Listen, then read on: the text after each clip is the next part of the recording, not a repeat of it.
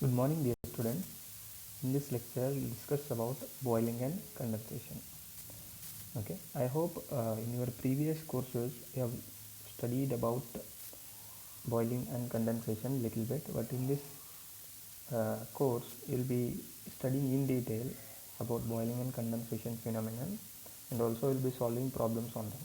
Okay, so boiling and condensation to the application part, you know that they are integral part of power generation systems like steam turbines, and they are also used boiling phenomenon is also used for cooling of supercomputers, laptops, even phase change cooling. Okay, so wherever there is phase change cooling, the phenomenon of boiling is used. Okay, then uh, when boiling happens, okay, at a given pressure, let's say at 1 atmospheric pressure, when we start heating water at around 100 degrees Celsius, approximately around 100 degrees Celsius at 1 atmospheric pressure, the water starts changing its phase. Okay, so when the water is changing its phase, the temperature remains constant, and all the heat utilized is used for changing the phase of water at a constant temperature. So this type of heat addition, where the temperature remains constant and the heat is utilized for changing the phase of water, we call it as latent heat addition. Okay, there is one more thing which is sensible heat addition. I hope you know about that. Also, sensible heat addition means whenever we are supplying heat to water or water system, if the temperature of water increases without phase change, that we call it as sensible heat addition. So in case of boiling and condensation, we'll be talking in terms of latent heat addition or latent heat removal. So in case of boiling, it is latent heat addition, and in case of condensation, it will be latent heat removal. Okay, so we'll be starting with condensation. So you can see condensation happens when vapor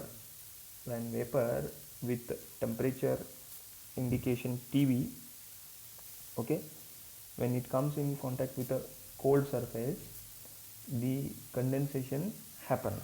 Okay, so surface temperature is indicated as Ts. Whenever vapor comes in contact with a cold surface, condensation happens. Okay, again there is a condition that vapor temperature should be greater than the surface temperature. Okay, so um, there are two types of condensation.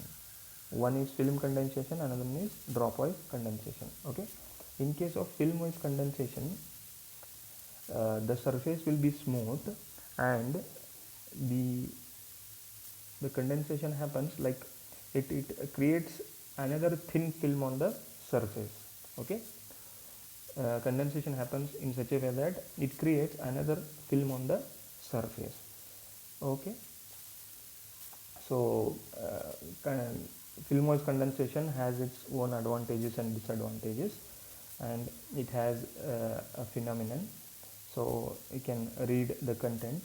Then dropwise condensation happens on rough surfaces, and it forms, you know, thick droplets, or droplet grows in size.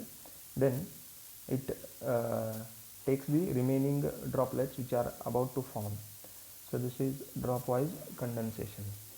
Okay, remember, filmwise condensation happens on a smooth surface, whereas dropwise condensation happens on a rough surface. Okay, so you can go through the content. Main important thing here to remember is filmwise condensation, as it creates another film for the surface, the resistance for the heat flow will be more. But in case of dropwise condensation, as there is no film, no extra film, resistance for the heat flow will be less. Okay, okay, now please go through this. Filmwise and dropwise condensations are nothing but two different results of condensation of vapor or steam when it gets into contact with cold surface. Okay, in filmwise condensation, The cooled surface is smooth and frictionless, which results in quick falling movement of drops formed at the surface. Due to swift movement of drops under gravity, they coalesce to form a continuous stream of drops. So this forms continuous film on the surface. Okay. Then in dropwise condensation, since the cooling surface is rough, due to surface tension, the droplets are unable to fall until they attain certain mass or weight.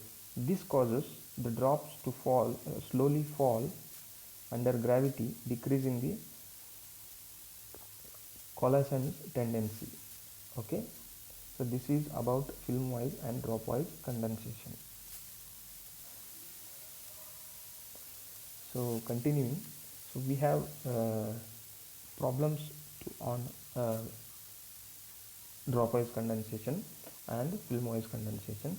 So mainly we'll be solving problems on film wise condensation. Okay, so based on Nusselt theory, there are certain formulas listed which you can see here. So this is you can see Nusselt theory of film condensation on vertical surface. Okay, so you can refer to page number 149 from 8th edition of the Kodandaraman data handbook. So these are the list of formulae so which are used. So initially it is Newton's law of cooling, Q is equal to HA delta T, where T sat minus Ts. T sat is saturation temperature, Ts is the surface temperature. Then we have film thickness delta X, the formula is given here, and condensate mass flow rate, which is m dot kg per second, the formula is given here. So local heat transfer coefficient, this is how you can calculate, or you can use even this one. Overall heat transfer coefficient, this is the formula. Mainly we'll be using this one. Okay. Then there is one more thing. In the exam, if they ask you to use McAdams correction, then you have to find out from the average heat transfer coefficient which is obtained, you have to multiply it by 1.2. 1.2 times the average heat transfer coefficient H. So the formula will be H dash is equal to 1.2 times H. Okay. So what we are doing is simply we are multiplying, we are increasing it by 20%. Okay. Then after that again you have to find out Q. Okay. First find out H dash with this 1.2 H formula, then further find out Q is equal to H dash A delta T. So that will be McAdams correction factor applied. Then if there are condensation on horizontal tubes, okay, so this is the formula. If there are n number of tubes, the formula will be slightly modified. Okay. Okay, I have taken a screenshot of the page number 149 from 8th edition. You can see it is film condensation, vertical surfaces, delta X. It is nothing but film thickness. So you can see the notations used. The notations used on the right hand side of the data handbook. So these are the notations used. These are the list of formulae. First it is film thickness, that is bonded layer thickness. Then we have mass flow rate. Okay. Then we have local heat transfer coefficient. Then we have average heat transfer coefficient. Then it is for formula for horizontal tubes. Considering one tube, the formula is so please go through this. Okay. Then main thing is we are evaluating the properties at TF. Okay. So we'll solve a problem, then we'll get a better idea. If there are n number of tubes, the same formula will be modified using n there. So we'll be using n there, number of tubes. So this is the formula for vertical tubes. This is the formula for horizontal tubes. Okay. So this again continuing for the bank of n tubes, the same formula will be modified for the horizontal tubes. There you can see n there. Okay, and please make a note of this. um, all the physical properties. So all the physical properties except HFG are to be evaluated at film temperature. So Tsat plus Ts divided by 2. HFG is evaluated only at Tsat, saturation temperature. Okay, because HFG is latent with respect to latent heat addition. So latent heat it starts once the water reaches the saturation temperature. So we should be using Tsat to find out HFG. Please remember this point. Other properties are evaluated at TF. Okay. So starting with the first problem, saturation steam at 90 degrees Celsius condenses on outer surfaces of 1.5 meter long, 2.5 meter outer diameter vertical tube maintained at uniform temperature of 70 degrees Celsius. Assuming film condensation, determine local heat transfer coefficient at the bottom of tube, average heat transfer coefficient over the entire length of the tube. So there are two cases. You have to find out local heat transfer coefficient at the bottom of the tube and average heat transfer coefficient over the entire length of the tube. Usually average heat transfer coefficient will be for the entire surface. So the data is given, Tsat is given, diameter of the tube is given, length of the tube is given. This is the surface temperature. Okay, this is 1.5.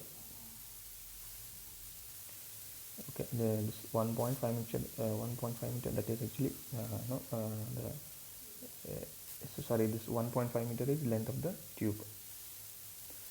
So this is the data given. So in order to find out local heat transfer coefficient, from the data handbook we can find out delta x, then we can find k value, then we can get the value of hx directly. So you can see here the formula is written 4 mu L kx Tv minus Ts divided by G H Fg rho square raised to 0.25. This is the formula. So as we know that HFG value is to be found from Tsat. So reference temperature is Tsat, T saturation. Other properties are found at TF. So TF is average of Tsat plus Ts by 2, which is 80 degrees Celsius. So the properties are found here. Okay. So in order to find the properties, there is a specific page which we have to use. I'll be showing you that page. Okay, in the problems what we'll be solving in future. Okay. Okay, I'll show you that page. Just 1 minute. Okay, this is the page what I was talking about. So please see here. So you can see with respect to the temperature. Okay, this is the saturation pressure, second line. Then third column is indicating density value. Okay, then the fourth is indicating enthalpy of vaporization. Then fifth is specific heat. So we have so many properties corresponding to temperature and saturation pressure. So the properties like rho L, mu L are all noted from this page. Okay. So the reference page I will be providing to you. So you can refer to this page.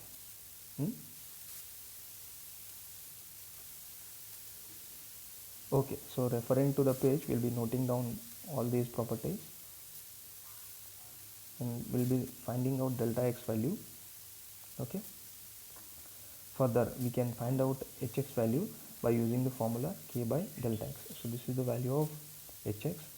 Then in order to find out average heat transfer coefficient, we have a direct formula, or we can again use separate formula which is there in the data handbook. So this is the direct formula which is also there in the data handbook. So we get average heat transfer coefficient value this much. Okay. Then if it is asked to find out the McAdams correction, McAdams correction also, if it is asked to apply McAdams correction, then we can apply. It is simple. H dash is equal to 1.2 times the H value, average heat transfer coefficient. We get the H value. Further we can find out Q value if it is asked heat transfer rate. Okay, so this is how we can solve problems on condensation. Okay, thank you.